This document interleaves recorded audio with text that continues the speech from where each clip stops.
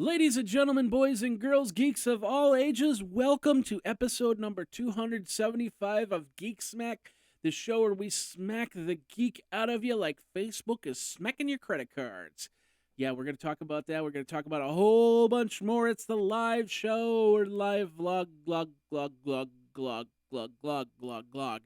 for Geekazine over at www.geekazine.com. Think magazine, put in a geek, boom, you just like a sandwich. It's tasty. And it's got, if you want mustard, do you want mustard on that sandwich? Do you want ketchup on that sandwich? What do you want on the sandwich? I will give it to you because, I'm that nice. I get it to you. I'll do it right now. I'm good. We're all good to go and stuff like that. Had a small little issue. So I'm starting a minute or two late because YouTube wasn't loading up properly. And I'm not exactly sure why, but now YouTube's loading up just hunky and dory. I ended up, I think it was on my end, so I ended up just rebooting my router altogether, and hopefully that fixed the problem there. We won't have any issues. So I think we're streaming live. I cannot tell just yet. I'm gonna kind of test this out here really quick. In the meantime, I'm gonna tell you what's going on, what happened over this weekend. It was a very low key weekend. Had a lot of fun, just doing nothing. Of course, I forgot to get my Google Glass, and my Google Glass is sitting in the other room. So let me go grab that. I will be right back.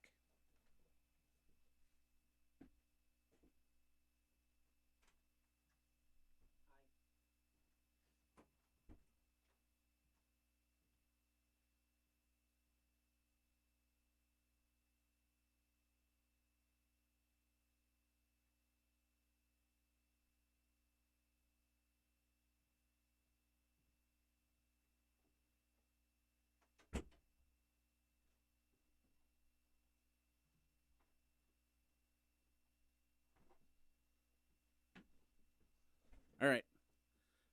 Sorry about that. That looks a lot better, doesn't it? Straighten things out. There we go. How you doing? If this is the first time that you've come to the show, well, I don't normally forget my Google Glass, and that normally does not happen. So, thank you very much for coming to the show, to the pre-show. It's just basically a vlog. It's I'm just gonna talk about different things, what's going on in life, so on and so forth. So it's nothing major or anything like that. And then of course we're gonna get into the show, which then you can go check out on your own if you want to. And I'm just watching me come back from there as I'm going back into the show. So anyway, looks like everything's running good. I'm really happy about that. Of course, we do this every single Tuesday for Wednesday consumption, or Tuesday for Tuesday consumption, depending on when you consume the consumption that we've consumed for you. I think that sounds about right. So anyway, got some things happening today. First of all, the big interesting news: the fact that this computer is just not loading half of the articles that I'm telling it to load. There we go. The gremlins are loose into the system. The first thing I kind of want to show you this, so I'm going to switch it over once I can only do it this way because I don't have another webcam set up. But this the recording, the audio is actually going off of the Monoprice mixer. I got this Monoprice mixer in the mail last week, and it's actually something I've been waiting for. So I want to show it to you here really quick. This is the Monoprice mixer. Yeah, it's not going to look that great. For some reason, my FaceTime cam is blurry, and I'm not exactly sure why. But anyway, that's the Monoprice mixer right there. And the show is actually coming off of that mixer right now. And it's really interesting because you have to do some different things for different types of mixers. And the one thing about this mixer is it doesn't have any inserts to it. It doesn't have any. It has an auxiliary out, but auxiliary out to channel 7 in. So what that means is that if I want to compress or equalize, which I normally do on my microphones, I have to do the auxiliary send out, and then back in, but then it goes back into channel 7 and 8. So, and that basically is what is coming up with the compressed version of this. And of course, I put a little bit of extra of line ins of uncompressed, so you can actually hear some of the S's and some of the P's and stuff like that. So it might be a different sound, and I'm going to be comparing the two episodes, last week's episode, using my Alesis Multi-Mix 8 versus this mono-price mixer. The one thing about it was they said it comes with a USB port, and they said, well, at first I was recording and trying the USB, and it would come up with this high pitched tone, just like not a whistle, but a high, a high pitched tone like that.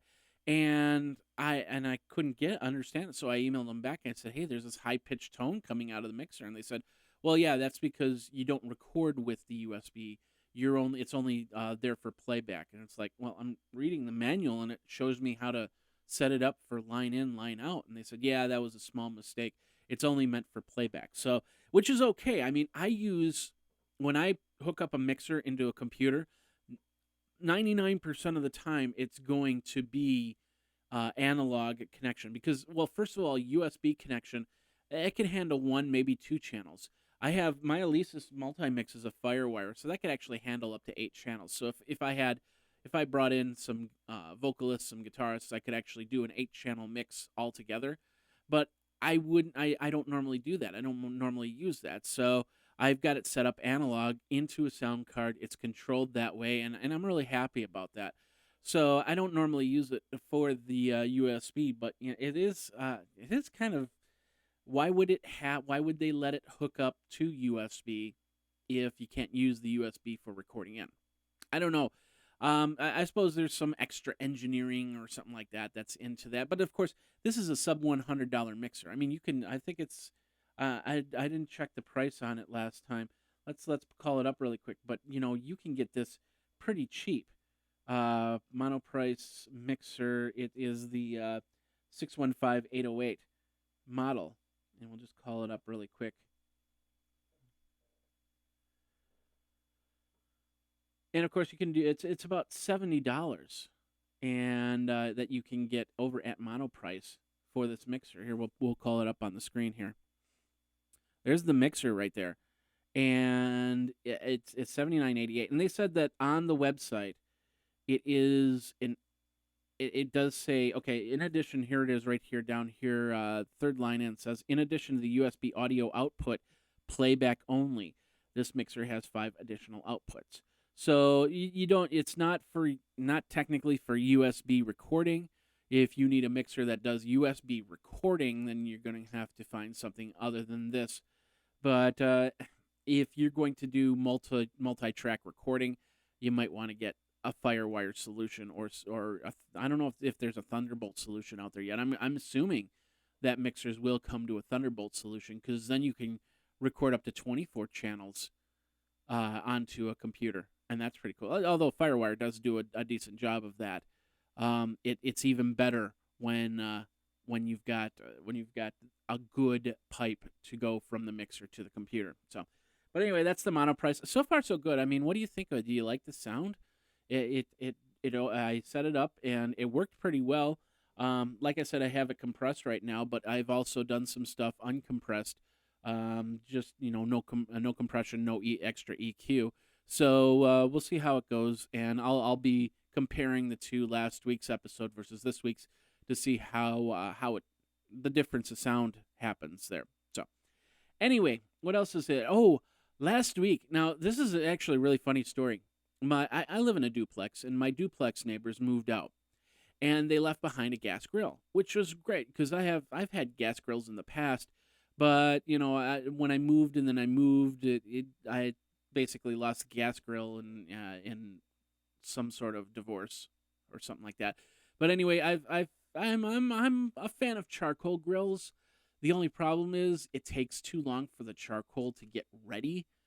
So I don't normally grill on the charcoal grill unless, it's a special event or something like that. Well, when the duplex neighbors moved out, they left their gas grill, and it just needed some slight repairs, a couple pieces, regulator, and of course a tank. And I went and I got all that stuff, and by Friday we were grilling, and the fall is the best time to actually grill out. I think by far, no issues asked, because it's not too hot, it's not too cold, and the taste of grilled food is awesome. As simple as that. So me and Jennifer, we've been grilling burgers. We did spare ribs. Didn't do a good job on it. The corn came out awesome. The vegetables came out awesome, but I guess I didn't cook the spare ribs as long as I should have. So they became charcoal briquettes today, and it's a live and learn situation. Plus, I gotta put a smoker in there. There's a rotisserie unit I can actually buy for that, and I might think about doing that. Do some rotisserie birds and stuff like that. That's pretty tasty. So yes, I'm a meat eater. If you have a problem with that, I'm sorry, but that's the way it is. I eat meat. So anyway, the grill is up. There's no problems there. There was no Twig last night. No, this weekend on Google Glass last night, because we took a week off. I think because of all the Apple information, the Apple iPhone stuff that came out. They just didn't. There wasn't too much with Google Glass, so we took a week off. But next week we've got Kathy Brown. She's going to be coming on talking about Google Glass and healthcare. So that should be pretty fun. We're going to try this a little bit different. We're going to actually do this as a Q&A session on Google Hangout rather than do the produce and then push up later. So you'll be able to actually ask questions in the healthcare area for Google Glass with Kathy Brown. So should be a lot of fun. I'm hoping that I'll of course record it from here, but we'll also have it up on Google, and it'll be pretty instantaneous. So you'll go up to my YouTube channel and be able to see that from there. So go over to thisweekingoogleglass.com or Twig. That's with two G's, TWIGG.tv, and you can check out that website. Speaking of which, I did a Google Hangout live Q&A on the podcaster, because I do the podcaster community over at Google and Google Plus, and we held a very impromptu. I was testing it out to see how it works, and I really, really enjoyed the Q&A section of the live Hangouts, and I can also set it up so it doesn't. I can control it a little bit, and I'm really happy about that. So I'll probably run some more Q&A podcaster community roundtables on there, so you can ask questions about podcasting, and I'll be able to answer them from there. Other than that, I think it's been pretty relaxed, chillax. I like to say, chillax day here. Nothing really coming to mind here. Other than that, we had some fun, just kind of relaxed yesterday. We went to see a movie, because the local movie theater is doing a $5 per person, and you get a 44-ounce popcorn. And it was like, yeah, I'm all for that. I'm gonna do that. So we went and saw The World's End, which is a great movie. It wasn't Shaun of the Dead by any means, but it definitely had a lot of fun moments to it, and I definitely was worth the $5 admission. So we might check out another movie. Maybe we'll go see Elysium. I don't know. We'll see what happens. So, but great stuff. You can check it out and go from there. All right, I'm just loading up some other stuff here really quick, including the some of the glass pictures that I took here. And let's see. Let's bring it up full screen here. It's not going full screen. Why isn't it going full screen? That's interesting. So anyway, I just wanted to show you some of the pictures that I took from glass, and for some reason, it's not going full screen for me. They might have changed the controls or something. I don't know. Interesting. So anyway, well, I was going to show you some photos, but let's see. Did this fix it? That's just the enhance button. Interesting. There we go. Let's go to the slideshow. There we go. All right, so I'm going to show you some pictures of just driving around here. That was it? That's not it. There's more photos than that. That's crazy. Some slideshow.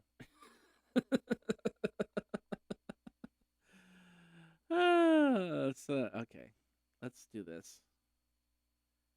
Let's go here. Let's see if that works. Play the slideshow. There we go. Of course, I went over to the Apple Store and checked out the new iPhone. There's some of the new iPhone. I played with it a little bit. Was kind of not impressed. You know, the iPhone 5C models, they're just like my iPhone 5. There's a really cool shot of me in the Capitol. So, and then Jennifer, that's where she works. That's what she does. So that was pretty cool. We got her a new chair that I brought into her work there. So, but really cool. We saw let's go back to the iPhone. I saw it in blue. I was thinking blue and then green and then the pink. Then I was thinking to myself, hey, pink, hot pink. That's awesome. That's what I want.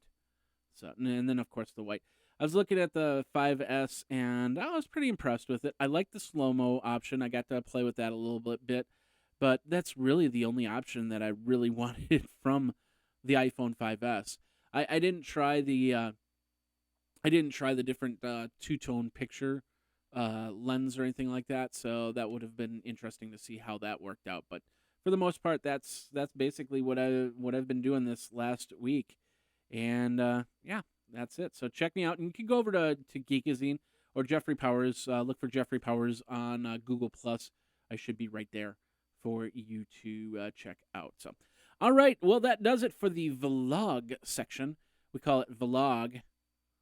I think it's like vlog like that. Maybe if I do this, oh, that hurts. It's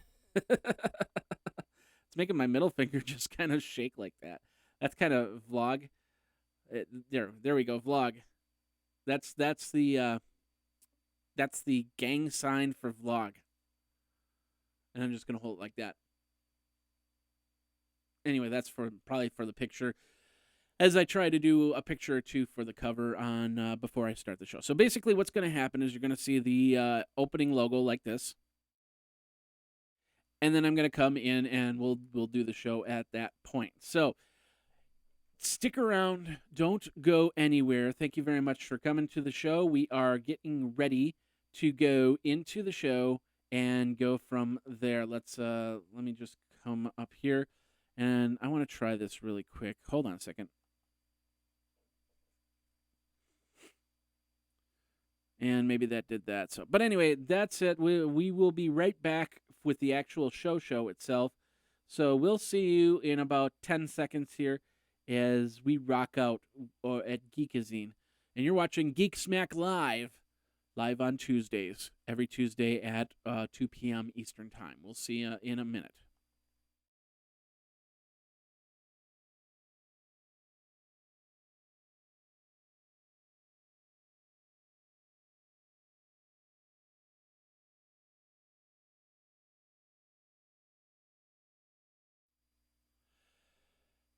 Ladies and gentlemen, boys and girls, children of all ages, geeks of all ages, it is another episode of Geek Smack, the show where we smack the geek out of you.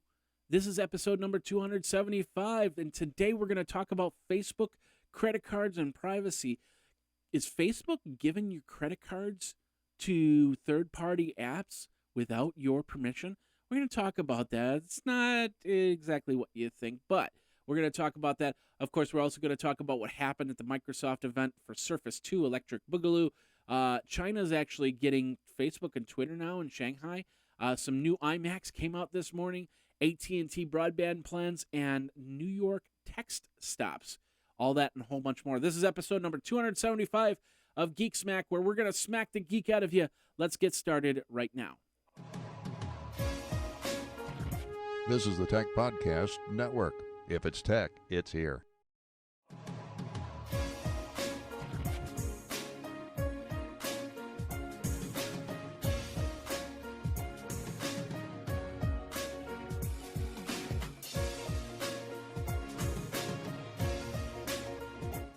Ladies and gentlemen, boys and girls, geeks of all ages, small little glitch there. Sorry about that. So Welcome to Geek Smack, the show where we smack the geek out of you like AT&T is gonna smack out into broadcasting. They're gonna do some interesting. They got some plans coming up. We're gonna talk about that in the news. We're also gonna talk about Surface. We're also gonna talk about New York tech stops. But Facebook is now changing their game and actually doing something where they'll have your credit card information on file, where they'll be able to give it to third-party apps. Do you want that to happen? That's what we're going to talk about later on. First of all, hey, if you go over to Geekazine.com, www.geekazine.com, Think Magazine, put in a geek, you've got Geekazine, and you can check it out. You can subscribe to the show notes right there, and you get it right in your inbox every single week, ready to watch the show, ready to listen to the show. We've got an audio format, we've got it in video format, and we're also up. We're up on Tech Podcast Network. We're up on blip.tv. You can go over to blip.tv and look for Geekazine or Geek Smack, and you can find the show there. TVazine.com will also get you there to the Blip channel, where not only do we do Geek Smack, but we also do part of the special media feed. Whenever I review a new product, I will put it on there. So you can subscribe in many different ways: iTunes, Stitcher, just on Geekazine. Sign up for the mail list. Of course, that's a Google group, and then you'll be able to get the new episodes and links to all the show notes right from the Google group. So thank you very much for watching. Thank you very much for listening. We're also live on YouTube over at youtube.com/Geekazine. youtube.com/Geekazine. You can go there every single Tuesday at about 2 p.m. Eastern and get your fix of what's going on in the tech world and geek news and all that other good stuff. So, hey, really quickly, we'll just quick gloss over, because the vlog part happens on the live section, and then, of course, the regular show just happens during while you're watching. So, about 15 minutes worth of content talking about me, talking about events and different things. Show off some pictures from my Google Glass and all that other stuff over at youtube.com/Geekazine. But if you've come to the regular show audio or video format, this is the quick rundown. Last week, I rebuilt a gas grill. We're doing some gas grilling now. I'm really happy. The best part about gas grilling is the fact that it doesn't take so long to actually have the charcoal warm up and get ready for actual cooking. I like to do both, but, gas grill is so much easier than charcoal grilling, and I'm really glad to have that gas grill and go from there. We didn't do a This Week in Google Glass this week simply because of the fact the content was actually not really there. I think it's because of all the iPhone news that came out this last week. But next week, we're going to have Kathy Brown on the show, and we're going to talk about Google Glass and healthcare. And we're going to do it as a Hangout Live with a Q&A section, so you'll be able to ask Kathy questions as we go from that episode. Should be a lot of fun. And then, of course, I'm using a brand new mixer. It's the Monoprice 615808. It's a sub $100 mixer, actually about $70 over on Monoprice's website. You can check it out there. It's I'm testing it out this week, and of course, for the special media feed, I will be reviewing, and for How to Record Podcasts.com, I'll be reviewing this Monoprice mixer. And of course, you can check out some of my thoughts in the first 15 minutes over on the live section there. All right, ladies and gentlemen, boys and girls, geeks of all ages, let's get into your tech smack for this week.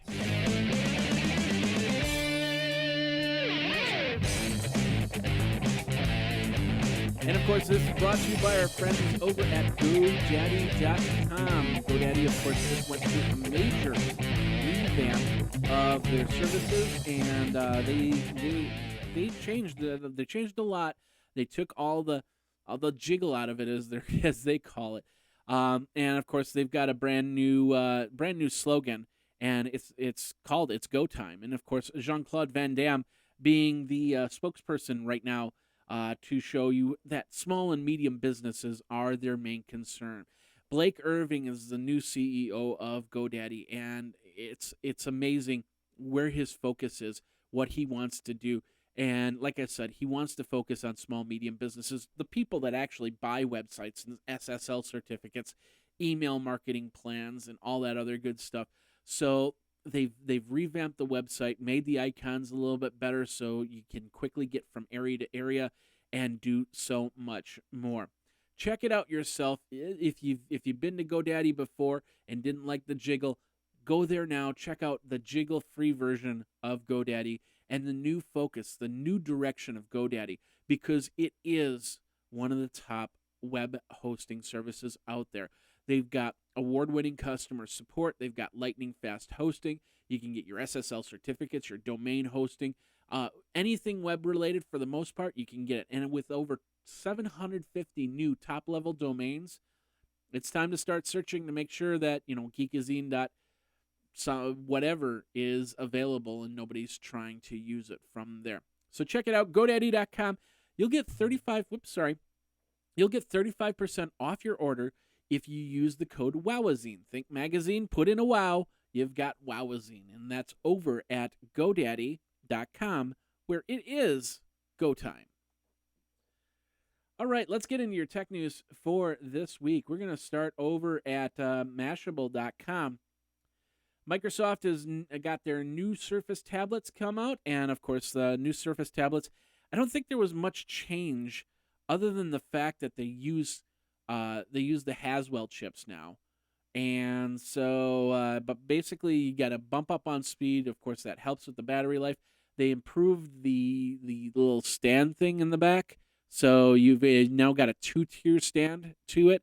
But the real question is this something that you'll use? Are you going to actually get a Surface 2 Pro or Surface Pro 2? I think that's how they call it. And are you going to use it to replace your computers? It does have a Core i5 quad-core processor in it. The prices start at $899. There was no mention of the RT model getting any updates to it there. The Surface 2 and the Surface Pro 2 were unveiled. Excuse me. It was very low key. They had it like 8:00 in the morning, and I didn't even know about it until it was happening. And I was like, oh, hey, there's a Microsoft event happening. Okay, that's pretty cool. So, and I knew that was coming out, and I thought they were going to actually come out with it next week with their event, but they decided that they do it today. Everything's going to be coming out very soon. I think it was like mid-October, that it is coming out there. So you'll be able to go from there. And some other breaking news that I haven't really got yet, a link to it, but I will get you some new link. BlackBerry is making headlines again. BlackBerry is going to be acquired by Fairfax Financial. Let me call up a website here.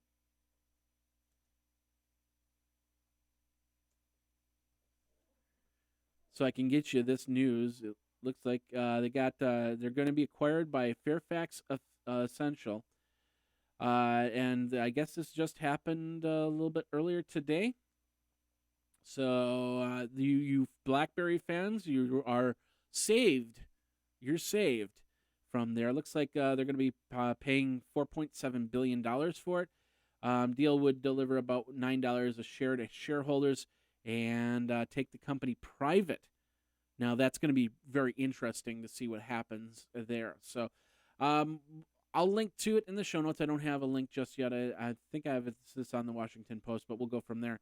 But if you got breaking news, BlackBerry is now acquired by another company. So check that out. We'll have a link in the show notes for you.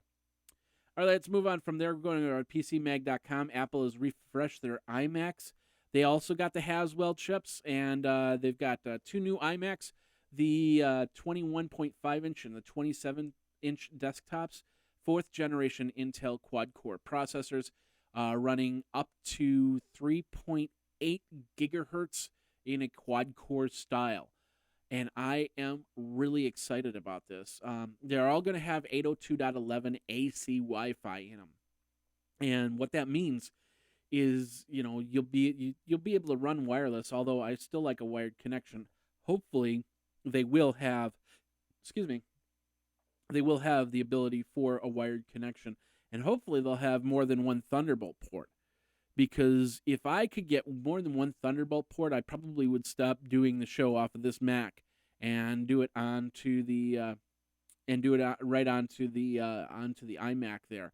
Let's see. The lowest end version comes with standard 8 GB of memory, 1 TB hard drive. It's 2.7 gigahertz, and it's got this thing called Turbo Boost that speeds it up to 3.2 gigahertz. And it's also got Iris Pro graphics in the low end, and that's $1,299. Now, the most beefed up model is a 27-inch iMac with 3.2 gigahertz quad-core Intel Core i5 with the boost speeds up to 3.6 gigahertz, and the GeForce GTX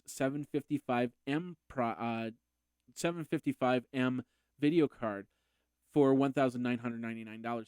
It's supposed to go up to, let's see, you can get up to 4 gigabytes of video memory with the NVIDIA 780M series graphics card. So, and that would be what I'd get. So it'd probably be more than $2,000. I'd say more like $2,500 to $3,000. So, if anybody would like to purchase one for me and send it my way, just give me an email. I'll send you my address, and then I'll thank you very, very much on the show for the next 8 weeks or more, probably more than 8 weeks. So, but it would definitely help on all my shows, including iPad 365, including Geek Smack, This Week in Google Glass, and even the special media feed. So if you're very interested in helping me out here, feel free to send me a PayPal request, and we'll go from there. You can even get advertising for any of the shows. Be a sponsor for the show and sponsor my iMac. Do you think that'll happen? I don't know. We'll see what happens. So anyway, that's over at PCMag.com. Let me just do this really quick and do this. All right, let's move on from there. We're going over to the independent.co.uk. There's an ad going on around the internet that's basically saying, hey, if you update to iOS 7, it will become waterproof. And it's got some sort of, they say it's got some sort of smart switch that automatically protects the iPhones and all its delicate circuitry. Now, previous iPhones, there have been reports that, some guy fell in the pool and he pulled out his phone, and it's like, oh, it's better, it's good. Ever since the iPhone, I think that was iPhone 3GS up to maybe even iPhone 4. It might just be the 3GS, but anything after 4 became very not so waterproof. And the 5S has a very low score of being waterproof, and that's only second to Samsung Galaxy S. So don't get those phones wet. I don't know what advantage they'd have to dunk the device in liquid or anything like that, to have that advert. So I'm not exactly sure what the whole thing there. But basically the some have taken to Twitter to vent their displeasure and say that maybe it's just a campaign to try and get people to stop getting new iPhones and update to iOS 7. So if you see the ad, do not believe it. There is no magic switch. If you dunk it in water, you're pretty much SOL. And it's like $650 for a new iPhone. So just think that way. And if you got $650 to get a brand new iPhone and dunk it in water and buy another new iPhone, then you should pay the $3,000 for my new iMac, right? All right, let's move on from there. Let's go over to Mashable.com. Don't you hate it when you're on Twitter or Facebook and then somebody spoils something? This like a football game or the upcoming season finale or series finale of Breaking Bad.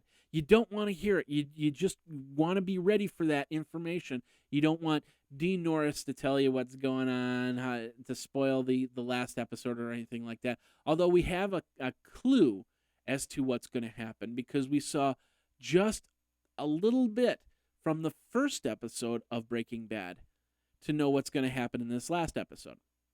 So, if you don't want that to happen, you don't want to be reading Twitter and all of a sudden see, oh, that's a spoiler. Okay, I'm not going to watch it now. Or up on Facebook.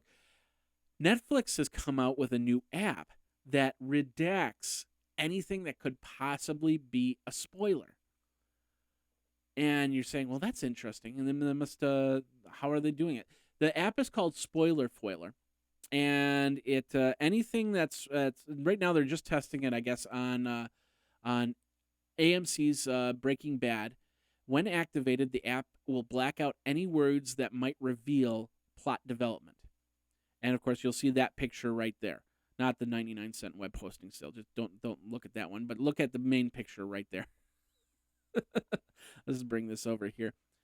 Okay, so and of course, I don't know if you can click on that, if that'll actually unredact it, but it's actually pretty cool. It's kind of like a government not espionage, but government cover up or something like that.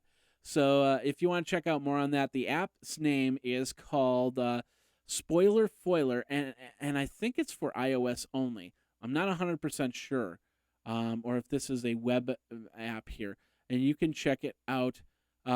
It's called Spoiler Foiler, so just go over to Netflix and you'll see it right there and get it from there. So if you want to read more on that, go over to Mashable.com. Of course, if you go over to Geekazine.com, you can then see the link that I linked to for that and go from there. If you have any questions, by the way, Geekazine is the Twitter handle. It's right down here if you're watching the video, at Geekazine. Think magazine, put in a geek. The email address is geekazine@gmail.com. And then, of course, the hotline, always 608-205-4378. All right, let's move on from there. AT&T wants to get into wireless broadcast video. Now, Qualcomm did that a few years ago, and basically it's just so you can get broadcast video onto your mobile device. And at one point in time, I think Sprint did what they're planning to do. So Qualcomm's Media Flow service didn't pan out. They ended up closing it. But you got to remember, that was 3-4 years ago that Qualcomm did that. And the amount of smartphones out there and the amount of tablets out there were not to the point that they are now. So AT&T is getting into the game at a point where you have the mobile devices, where you want to watch TV or video while you're in the subway, going from point A to point B or whatever. So there'll be interesting what happens there. And of course, AT&T will have to change some of their thoughts when it comes to downloading stuff like that, because it's all going to have to go through the 4G system. I just couldn't see it going any other way. So we'll see what happens there. If you want to see more on that, we got the link. It's over at cnet.com. You can go over to Geekazine. And what do you think? Would you want to have a smartphone or a tablet that has the ability to watch broadcast TV? We've got some of it right now. I mean, as long as you have your 4G, you can watch limited stuff. Yeah, so interesting loan. But let me know. Twitter me over at Geekazine. All right, Samsung. Of course, last week, the one thing about the iPhone is it's now in a 64. It's got a 64-bit processing chip inside. So that means that you can do a lot more, lot less power, and better lives, better battery lives coming out of the phone.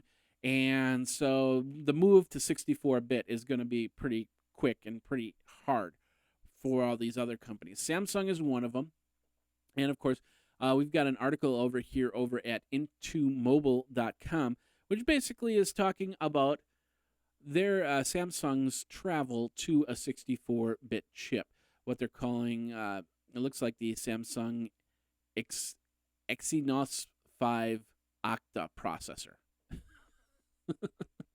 That's a very interesting name. I can't really pronounce it that well, but the idea is they're planning for their next version, the Samsung Galaxy 5, that they will have a 64-bit processor in there, and that'll be the new focus, the new gear up to the next generation of smartphones and tablets. And of course, with Apple, there hasn't been much mention on that, and I was surprised that Apple just kind of threw out the iMacs like that. But we're guessing next month we're going to see an iPad event where we will see iPads with possibly a 64-bit processor in them, because it'll be the first tablet with 64-bit processing. Well, that's not an actual Core i5. Maybe the Core i5s have 6. I'm guessing they'll have 64-bit processing in them. So, But anyway, interesting stuff. If you want to check that out, go over to intomobile.com. All right, last part of the tech part here, and then we'll get you in the Geek Smack part. Are you a distracted driver? Do you still text while you drive? I try and not do that. I have an over-the-head Bluetooth system that will actually read my texts and my tweets to me. And if I don't want to hear it, I just say, "Oh, ignore. I don't want to hear that one." Well, New York is going to be doing what's called a text stop along state highways, and because they found that AT&T survey found that 49% of adult drivers text while driving. That's a number that's still way too high. And just the whole idea of picking up the phone. And yeah, I've even though I don't text while driving, I have been known to pick up my phone while driving. Like for instance, if I'm getting turn-by-turn directions, it's not. It doesn't. I have to actually touch the screen to get the turn-by-turn directions to work. So then I have to go through that, and if I have to unlock the screen, if it closes up, and then I have to unlock the screen to get back to the turn-by-turn directions, I have to put in that my 4-digit code, and then I have to look at the screen for that.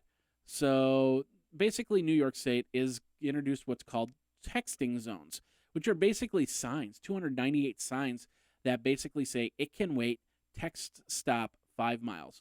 And then, of course, there'll be like little rest areas where you can pull over the car and do your texting and then get back on the road. So it's kind of funny. Instead of, Daddy, you got to go to the bathroom, now you're going to hear, Daddy, I got to send a text. I suppose the kids can text without having to worry about it. But, if Dad needs to send a text or whatever and can't give it to the kids and maybe Mom's not in the car or something like that, I'll have to pull over and send the text. I don't know. What would do you see these signs as being a productive part to driving? Do you think that'll actually change those numbers, make people more aware? Let me know. Twitter me over at Geekazine or geekazine@gmail.com. And we'll discuss this a little bit further from there. So, in the meantime, that does it for the Tech Smack part. We'll get you into the Geek Smack part. Toot sweet. You are watching Geekazine. And, of course, then we're going to talk about Facebook and their privacy. They're going to be giving credit cards to third-party apps. Is that crazy or what? I think it is. We'll talk about that, and we'll do that right after this.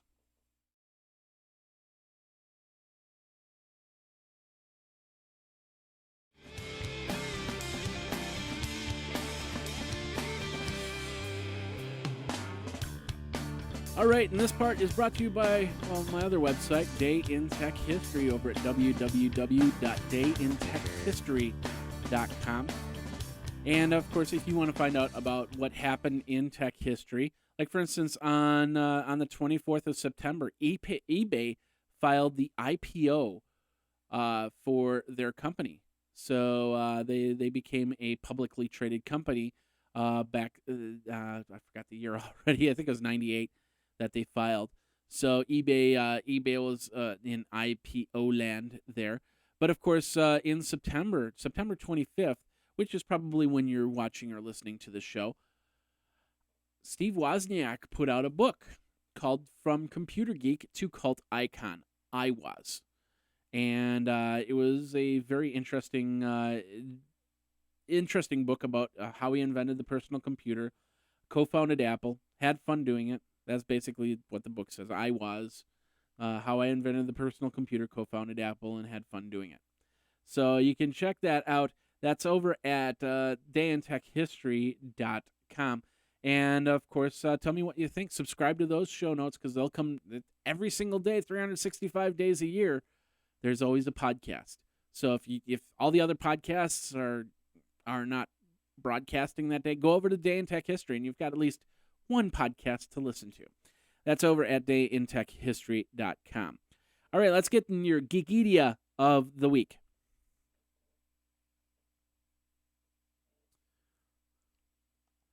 It should be I Was. I mean, awesome book. I remember reading that a few years ago.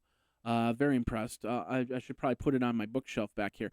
But last week, Grand Theft Auto 5 came out, and it came out to some high praise. There are some issues with it that they are getting resolved right now. But Grand Theft Auto, I remember playing Grand Theft Auto 4 and getting completely I don't get immersed in video games. I got immersed in this video game, even though it didn't totally immerse me.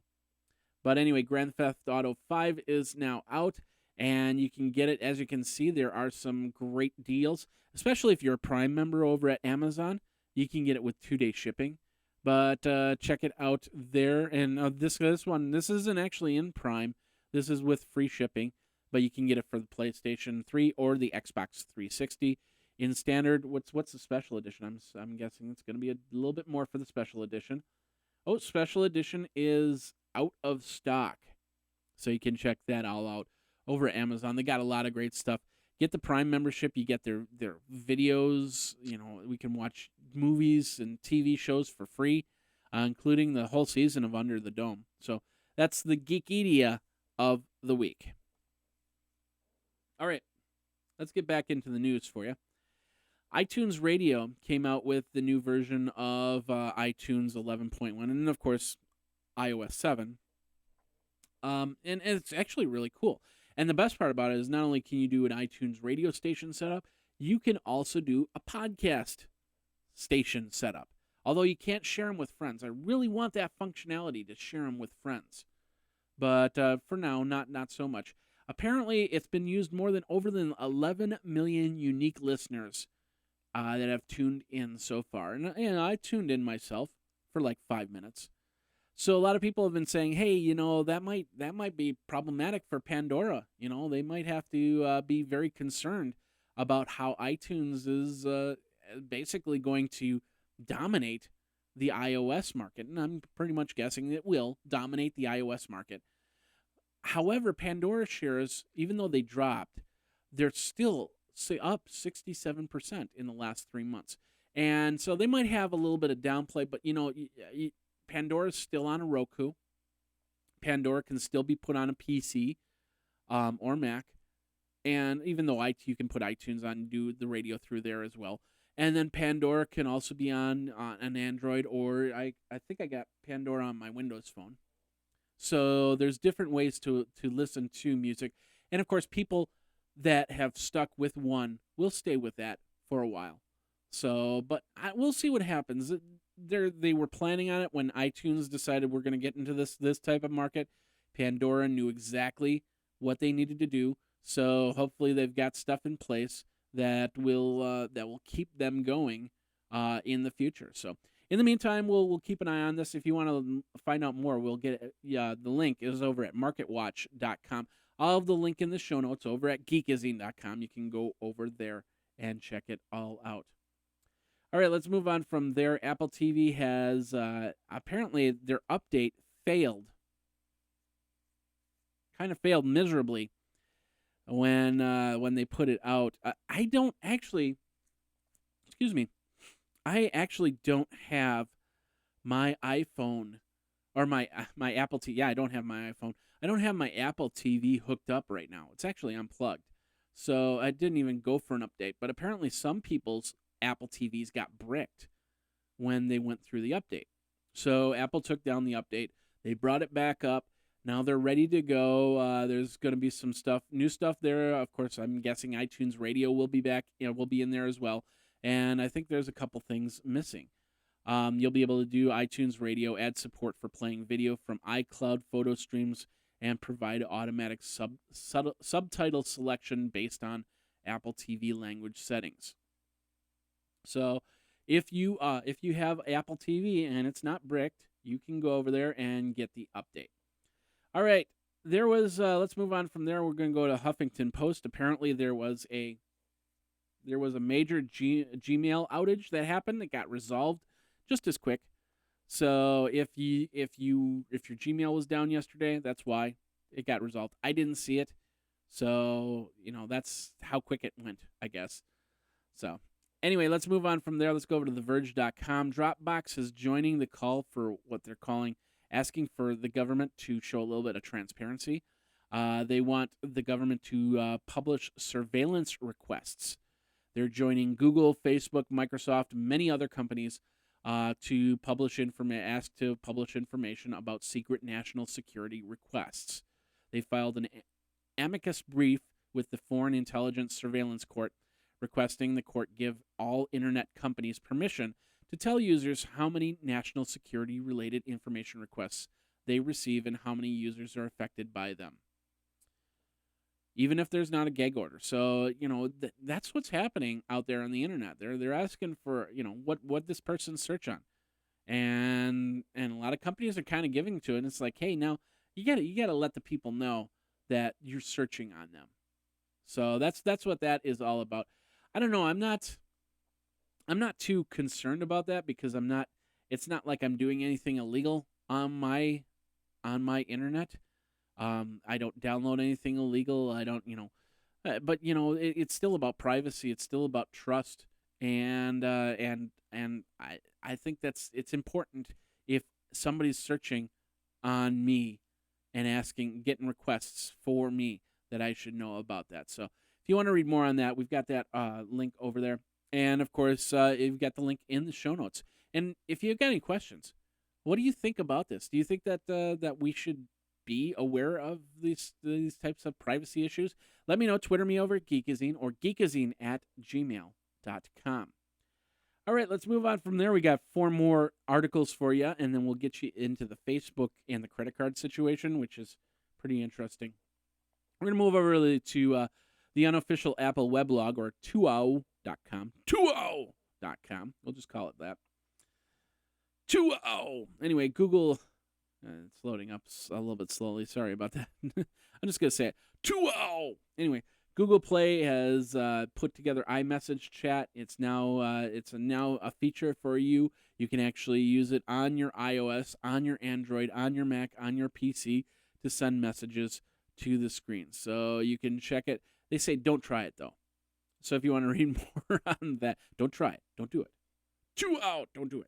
Anyway, if you want to check it out, go over to 2o.com, the unofficial Apple weblog.com. All right, Novell. Now, this article kind of feels like we're back in 2005, 2006. And I'm just prefacing this like this. Novell apparently lost an appeal case against Microsoft. And what happened is a federal appeals court threw out a claim that that Microsoft undermined the WordPerfect writing program in favor for Microsoft's own Word program with the Windows 95 rollout.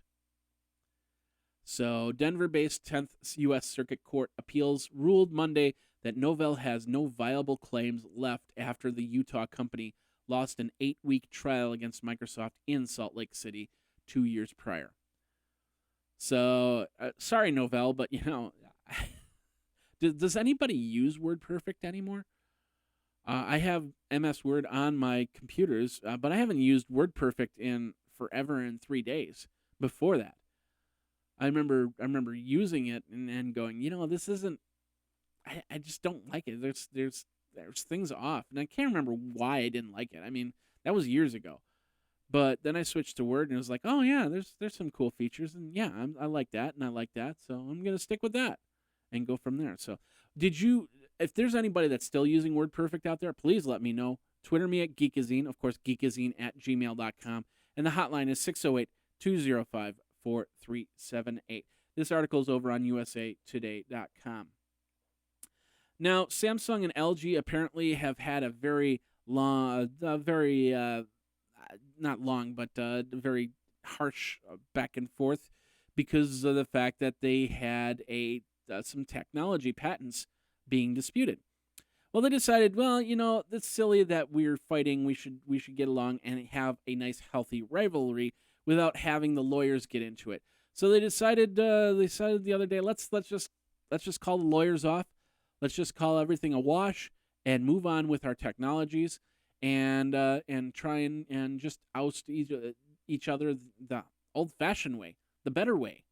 So, and of course, they're going to have to compete with some other companies out there that have also been vying for patents. So it just makes more sense for them to just get along rather than fight. So Samsung and LG have ended the dispute We've got the article over at Mashable.com if you want to check that out. All right, last article of the day will get you on your way. And, of course, the main subject about Facebook and credit cards. They got your credit cards, I think. I don't know. We'll see. But anyway, going over to CNET.com, Google has begun barring browser plugins from Chrome. Any browser plugin that doesn't meet the standards, that doesn't standardize for Google Chrome, they're going to start taking them out of the web store.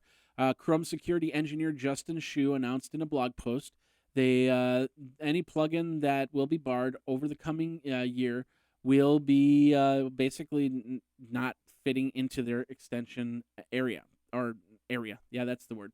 Into their extensions, basically their standards to have an app in Chrome.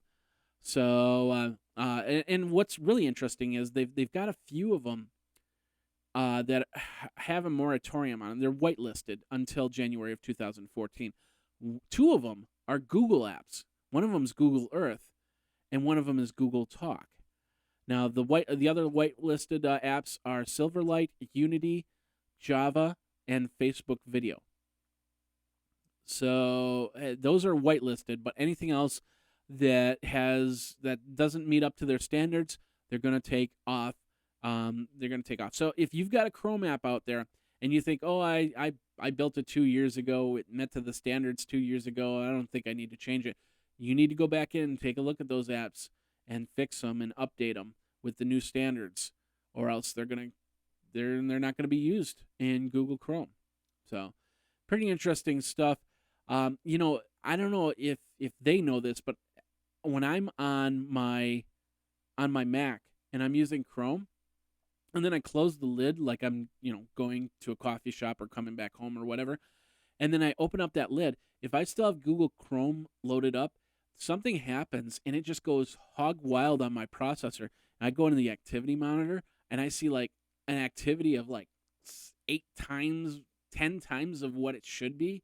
I end up closing Chrome, and it's not as much the Chrome plugins, the browser plugins, as it is the Google Talk plugins. And they just go hog wild. And then I close Chrome, and then I go back in. Everything's okay. So there is a little bug right there that I've noticed with Chrome in my MacBook. So interesting stuff. Have you noticed any problems? Is there any apps that people should be staying away from? Let me know. Twitter me over at Geekazine. Of course, geekazine@gmail.com is the email address. And the hotline is 608-205-4378. All right. We're going to be right back. We're going to talk about Facebook. We're going to talk about your privacy and credit cards. Don't touch that dial. I don't know why there wouldn't be a dial down there anymore. Probably a little button or maybe like the touch pad or something. But don't touch it. We'll be right back, and we'll talk about that right after this. It's more than just 750 channels that the Roku can offer that gives you all that content. Each channel can have sub-channels in it, so you can have tens of thousands of hours of video watching and game playing out of your Roku. And prices only start at $49.99. Of course, the Roku 3 for $99.99, and of course you can get the games, you get the game remote as well, and then the privacy mode where you can plug in your headphones right in the remote. That's perfect for when your partner is sleeping, but you want to watch something on TV. Lots of great stuff from Angry Birds to Amazon to Hulu, and of course the Tech Podcast channel. Let me show you this really quick. This is how you get to some of the content from Geekazine on the Tech Podcast channel. You just go into the Tech Podcast video, and you're going to go into Tech News, and you're going to find like the special events, iPad 365, Geek Smack, and a whole bunch more. A lot of other tech podcast shows right on that Roku for you, right at your fingertips, right through the remote. And then, of course, you can get your Netflix, you can get your Amazon, you can get your Hulu just as easy, and many more channels. PBS, we've got Redbox Instant, TV Guide, Sci-Fi Channel, and much more. Check it out. It's all over at Roku. Remember, geekazine.com/Roku. Of course, that helps me keep the lights on for all my shows. Thank you very much. And go over where streaming is made simple.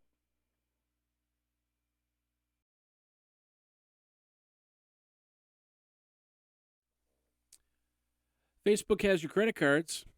It's not as bad as it sounds, but definitely makes you start thinking of privacy issues. A few years ago, a new feature rolled out on many different web browsers that would let you save your personal information, so it was easier to autofill when you went to purchase something or just simply registered for an account. Now Facebook wants to do that same thing, and they want to include credit card information to pass on to third-party vendors.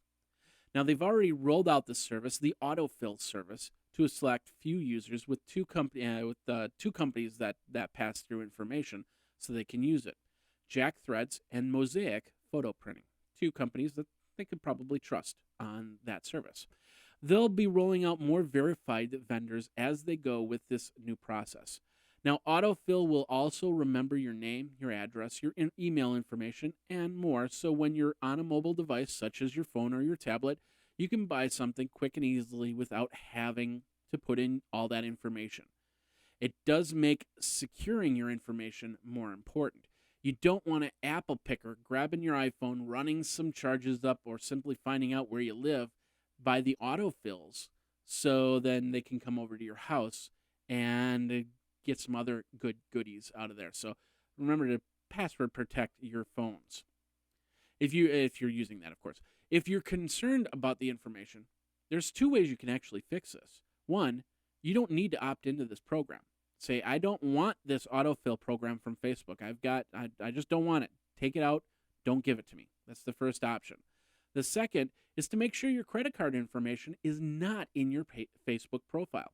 You can actually do this by going on a regular browser. You can go to settings and payments. Remove any payment information. They'll store their credit card, they'll store your PayPal or any other information right there. Facebook has multiple protocols in place to try and keep your data secure. The sharing of card information would only be after you agree to it, and then of course it would only be to companies that have similar security measures in place. Still, be careful who you transact with. Doesn't matter who it is. Even with Facebook, there could always be something that happens.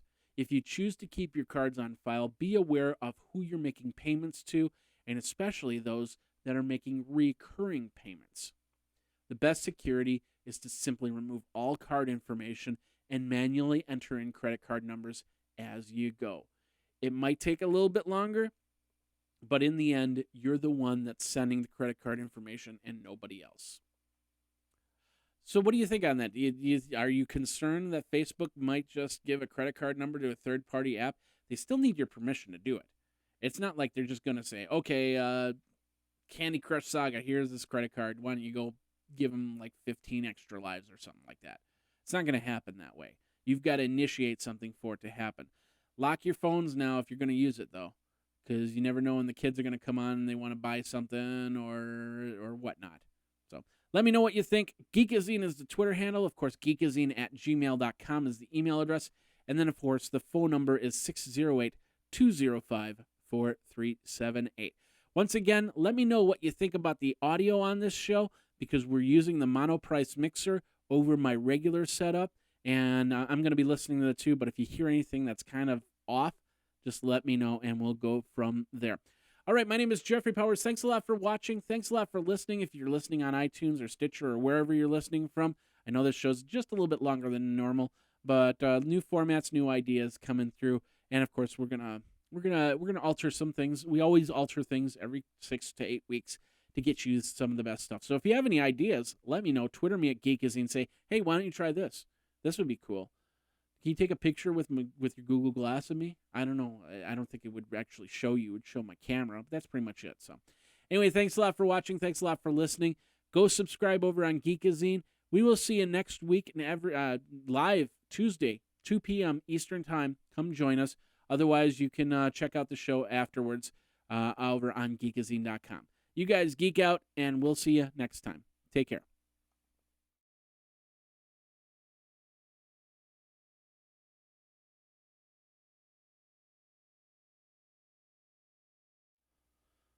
All right, so that's the episode for today. Thank you guys very much for coming to the show. I hope you had a good time. A little bit longer show, but like I said, we're doing some new ideas and go from there. All right, Come back next week, youtube.com/Geekazine. Thanks to the people that have come to the show. I'm glad you checked it out, and we will see you next time on Geek Smack Live over at youtube.com/Geekazine. Jeffrey Powers here. Take care.